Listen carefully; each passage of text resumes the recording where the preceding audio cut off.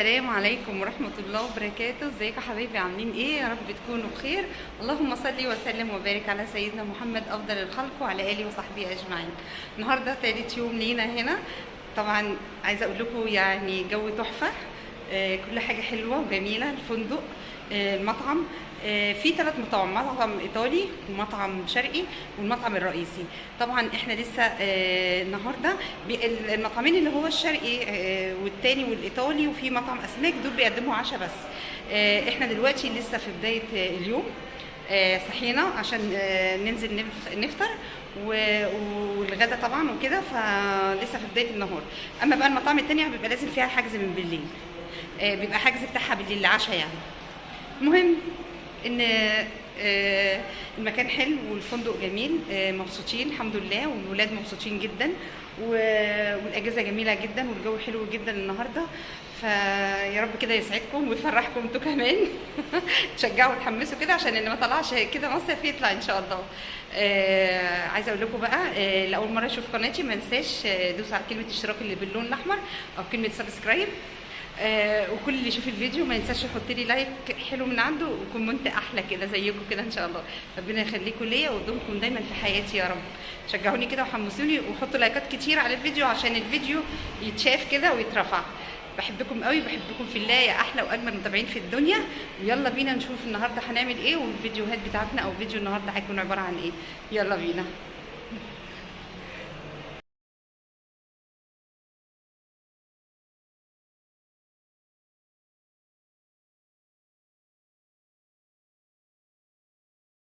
بصوا بقى هنا، احنا كنا فطرنا وقعدنا بره في التراس، في الشمس والهوا كده بدري الصبح. كانت حوالي الساعة 8 ونص كده تقريبا، لأن الفطار بيبدأ من الساعة 7 لحد يمكن الساعة 9 ونص. ففي مطعم جوه في المكيف، وبعد كده في بره بقى في التراس اللي عايز يقعد في الهوا بقى. بصوا تاليا كانت جايبة أناناس على تفاح وعمالة تاكل منه. وكنا جبنا الفطار بقى عبارة عن جبن وعيش ابيض وعيش اسمر وبيض اومليت وبيض مسلوق ولانشون وجبنه شيدر. الفطار التقليدي، وفي فول وطعميه والكلام ده. احنا فطرنا بصراحه وقلنا نطلع بره نقعد بقى في الهواء والشمس كده عشان نفوق. احنا بنبقوا سهرانين وبنصحى بدري، فمش بناخد كفايتنا مش بناخد بقى كفايتنا من اشرب ايه النوم، مصطفى؟ وعايزين حاجه تفوقنا، فبنطلع بقى نقعد في الشمس كده والهواء رحت السخن كده. جبته من الكافيه بعد هناك. كده بنكمل بقى يومنا على البسين او على البول. تانية في البسين مصطفى الصغير. خلي بالك منها، هروح اغير واجيلك. ها، باي باي. هنا بقى وانا رايحه اغير كده لقيت البول بتاع الاطفال عاملين لهم حمام سباحه فيه الاكوا دي الصغننه دي، والعيال الصغننين بقى يستحموا فيه.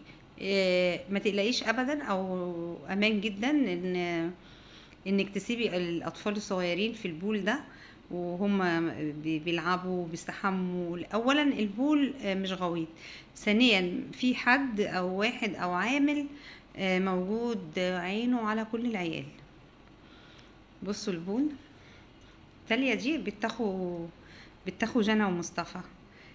شبتت في جنى. جنى قالت يا ماما انا عايزه اخد تاليا معايا، فجابتها عشان تسليها يعني فتاليا ما صدقت وجت، وكانت مبسوطه جدا وفرحانه وبتلعب وعماله. بصوا كانت بتنزل من بعد الفطار حوالي الساعه 10 او 11.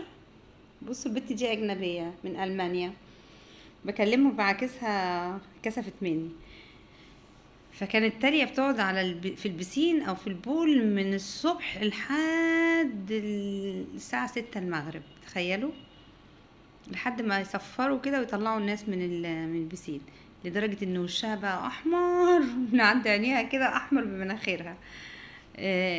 ده كده البسين بتاع الاطفال. حبيت اوريهولكم ان هو هادي جدا وامان جدا. والناس يعني بس احنا كنا قاعدين في البول الكبير اللي انا وريته لكم، وده البول الجنبي الصغير. في حد عامل زي ما قلت لكم بيبقى موجود عينه على الاطفال. فاحنا كنا سايبين التالية ومطمنين ان هي موجوده بتستحمى وبتلعب، ما فيش حاجه. انا كده كنت طالعه وسايباهم، عايزه اغير هدومي. بعد ما فطرنا وخلصنا وكده قلت لهم انا هروح اغير هدومي عشان انزل بقى اقعد معاكم شويه على البحر، او ممكن انزل البسين أو ممكن نطلع على البحر. فبصوا بقى واخداكم معايا كده، بمشيكوا في الفندق كله. ده اللي هو فيه ترابيزات، ده مطعم اسمه مطعم علاء الدين، بيقدم عشاء كل يوم شرقي. ده بيبقى بالحجز، نظام بالحجز. يعني ايه بالحجز؟ مش بندفع فلوس ولا حاجة، بس قبلها تبلغي ان انتوا هتتعشوا في المكان ده وكم فرد وغرفة كام، عشان هما بيعملوا على قد الافراد، مش بيعملوا كتير. بيقدم شرقي، مشويات، كفتة وفراخ مشوية وكفتة مشوية وحواوشي وشاورما، حاجات اللي هي الشرقية كلها. تعشينا فيه يوم كان جميل قوي. الفندق بصوا، البسين اللي هناك ورا اللي كان مصطفى قاعد عليه متصل كده بممر طويل فيه ميه لحد البسين اللي جاي الكبير، وبينهم عديت برضو على البسين الصغير بتاع الاطفال. حمامات السباحة هنا كتيرة جدا جدا جدا، والمكان عبارة عن مش فندق، قرية كبيرة منتجع، فاهمين؟ كله جناين وحدائق وحمامات سباحة ومناظر جميلة، لدرجة في عرايس كانت بتيجي من كوافير على الفندق ده عشان تعمل الستيشن بتاعها هناك. شفت كذا عروسة داخلة بيعملوا ستيشن في المكان ده البول بقى التاني الكبير، يعني في بول كان قاعد عليه مصطفى، وبعدين الممر اللي فيه المية الكبير اللي انا مشيتكم فيه معايا وده البول الكبير الاكبر اللي قدام المبنى الرئيسي بتاع الفندق. بس احنا كنا بنسيب ده. بصوا الكافيهات موجودة على كل حمام سباحة، مش كافيه تشرب منه اللي انت عايزه. احنا ما كناش بننزل. شوفوا برغم ان ده وكان قريب من الغرفة بتاعتنا وقريب من المبنى الرئيسي بتاع الفندق اللي هو ده اللي قدام، ده اللي قدامكم ده، لكن كنا بنمشي المسافة دي كلها عشان نروح للبول اللي هناك مزيكا اكتر، وفي السناكس بقى اللي عايز ياكل. سيبكم بقى من البول بقى وحمامات السباحة، تعالى اوريكم بقى الاحلى والاحلى. ده الجزء بقى اللي انا ماشية فيه ده الخاص بالشاطئ البحر. يعني هنا بقى شاطئ البحر اللي هي الرملة ومية بحر مفتوح بقى قدامنا. طبعا كل الاجانب بتحب الجزء اللي هو بتاع البلاج بقى والشماسي والرملة والبحر المفتوح قدامهم. يعني البول او الحمام السباحة ممكن الواحد يزهق منه لو قعد عايزة بطيخ كذا يوم ورا بعض او يوم. بصوا هنا بقى بيقطعوا عندنا ايه بقى، كفاية واحد. بيقطعوا لنا بطيخ ومشروبات وايس كريم. بقى جميل المكان. بصور البطيخ. بصورك. عايزة شوكة واصورك اهو، ايه رأيك؟ احلى تحية، لايك بقى، لايك وشير. انا عايزة بشوكة. راح اجيب الشوكه. ماشي. المكان جميل، حتى الناس اللي شغالة بصراحة بتعمل يعني ما في وسعها عشان تخدم كل النزلاء اللي نازلين في الفندق. يعني كل الناس اللي شغالة في الفندق والله العظيم، يعني بصوا ابتسامة حلوة، استقبال حلو، خدمة ممتازة، بيقدموا كل حاجة. يعني بصوا عايزينك يعني انت تتبسط، تطلع من مكان مبسوط فعلا. وفعلا الواحد بيروح مكان زي ده عشان يتبسط، فيعني مش اكيد هيجيبوا ناس يعني يكونوا على قد المسؤولية وناس كويسة قوي كده. يعني بقيت اضحك مع الناس واهزر معاهم، وكل ما تروح مكان تلاقي ابتسامة حلوة في المكان، تلاقي مقابلة حلوة، معاملة، خدمة ممتازة وكل حاجة. الشاطئ بصوا زي ما انتم شايفين كده عبارة عن شماسي من الخوص، كراسي من الخوص. الرملة تحسوها ان هي مش احسن حاجة، يعني فاهمين؟ رملة عندنا الساحل او رملة اسكندرية رملة صفرة حلوة ناعمة، مش ناعمة بس رملة تدوس عليها رجلنا تنزل فيها. الرملة هنا في البحر الاحمر رملة خشنة قوي، مش رملة تحسها تراب كده على رملة، معرفش كده يعني جايبينها من الجبل دي ولا ايه، يعني ناشفة قوي، يعني رجلنا ما بتنزلش فيها وتغوص. المية يا جماعة بصوا انا عايزة اوريكم حاجة. انا هنا كنت بكلمكم وبقول لكم شايفين انا في البحر اهو، لا في قرش ولا في بتاع. موضوع القرش اللي كان السائح ده جت بالصدفة البحتة. لكن هو انا عايزه اقول لكم ان البحر الاحمر فيه قروش ماشي، بس اللي يخش جوه شايفين الخط اللي هناك ده الغامق ده اللي يعدي بعديه، هو ده المكان اللي ممكن الغويط اللي هو او الغريق اللي ممكن الواحد لو نزل هناك واستحمى ممكن يلاقي قرش، يلاقي سمك البحر الاحمر والشعب المرجانيه بقى اللي هي الحاجات اللي هي الخطره دي.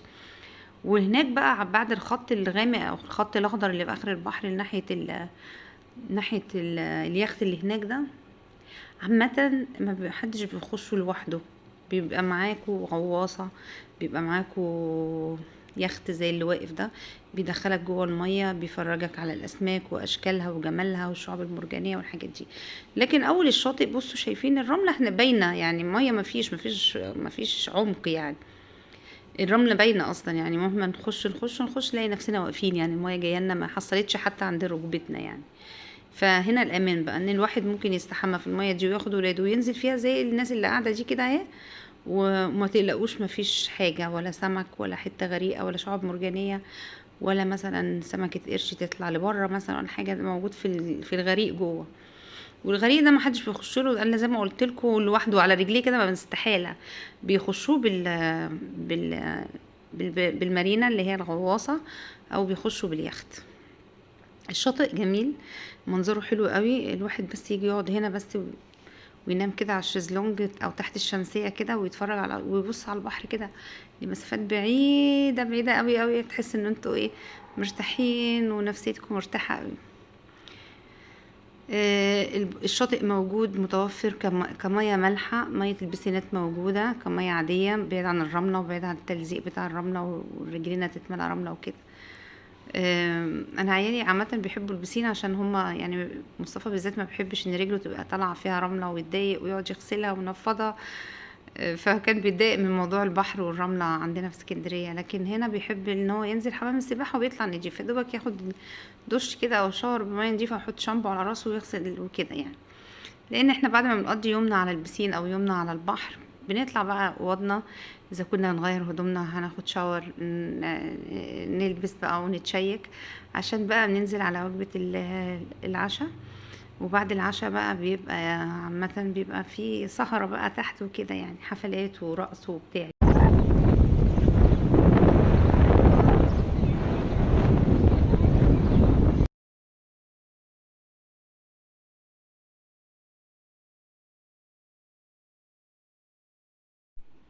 صوت الهواء بقى هنا كان على البحر عالي جدا، كان صوت البحر اعلى من صوتي، فكتمت الصوت بتاعي وقلت اسجل لكم بقى هنا عشان تعرفوا تسمعوا يعني وكده. زي ما وريتكم بقى البحر اديكم شفتوه جميل ومريح وهادي جدا جدا جدا، وما كانش فيه قلق ولا في حاجه، ما فيش العمق ده يعني لجوه قوي قوي قوي قوي. وزي ما قلت لكم ما حدش بيخش جوه على رجليه ابدا او لوحده، لازم يبقى مع حد غواص او غواصه هنركبها ونقضي يوم فيها، او زي ما قلت لكم في يخت ونخش بيه جوه الميه.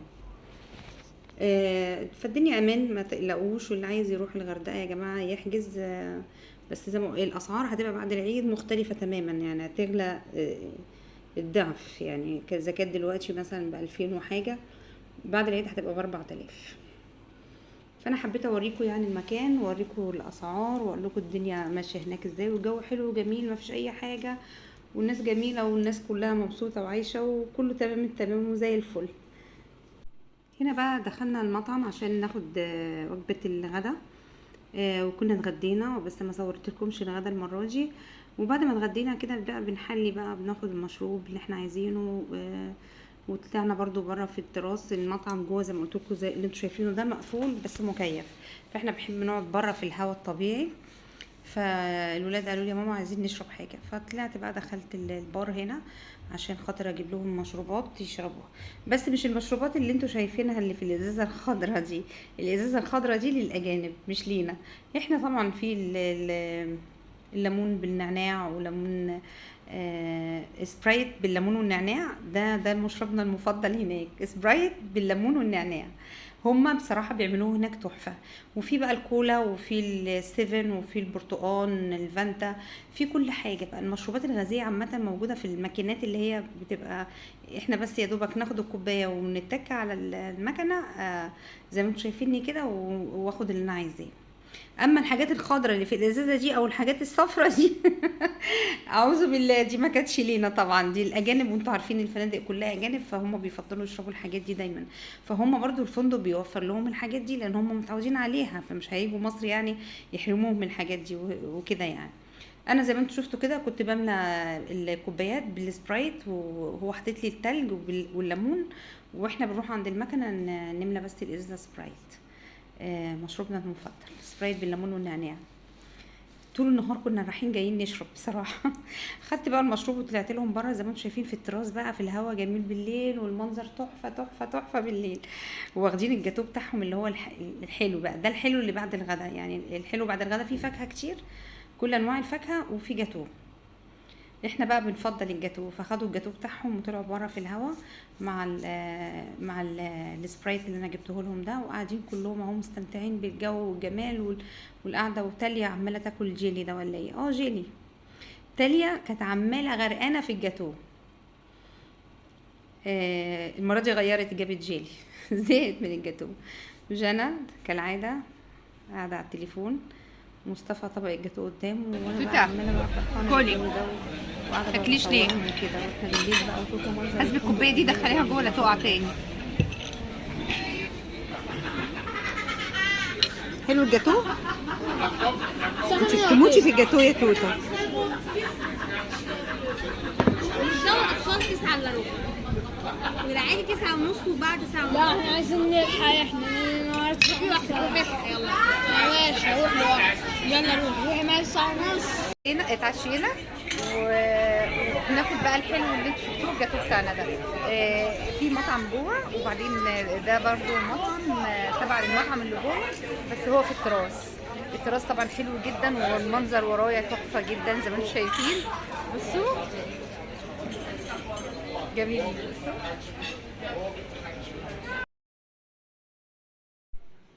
هنا زي ما انتوا شفتوا كده احنا قاعدين مستمتعين بالهوا والجو الحلو جدا بالليل بقى، يعني القعده بقى فوق الخيال. تاليا هي بتعمل لكم باي. زي ما قلت لكم الناس بتتعشى بقى، واللي عايز يقعد بقى في البول سوري في اللوبي، اللي هو الاستقبال الريسبشن، يعني اللي عايز يقعد بره على البسين بالليل، اللي عايز يقعد في التراس، في كذا تراس يعني مش مكان واحد، كذا مكان. اللي عايز يقعد مع نفسه كقعدة كده لوحده كده جميلة برضو يقعد، يعني هو المكان كبير وكل حتة فيه مستغلينها لأي حد ممكن يقعد فيها ويستمتع. في محلات للشوبينج، اللي عايز ينزل يعمل شوبينج، المكان هو التراس كبير هنا وهناك وفي كل حتة. الجاردن كبيرة جدا، البول الموجود كذا بول وكذا مكان. واحنا قاعدين بقى زي ما قلت لكم بنطلع بعد ما بنطلع من البحر وحمام السباحة، بنطلع نغير هدومنا تاني ونستعد لوجبة العشاء وننزل نسهر بقى. وبعد كده بيبقى فيه الحفلات بقى اللي بيعملوها كل يوم، جميلة برضو مستمتعة وجميلة ما شاء الله يعني. المهم يا رب يكون الفيديو عجبكم، لو عجبكم ما تنسونيش تعمليه لايك وشير وسبسكرايب للقناة، وكل سنة وانتم طيبين، ويجعلوا عيد سعيد عليكم. بحبكم.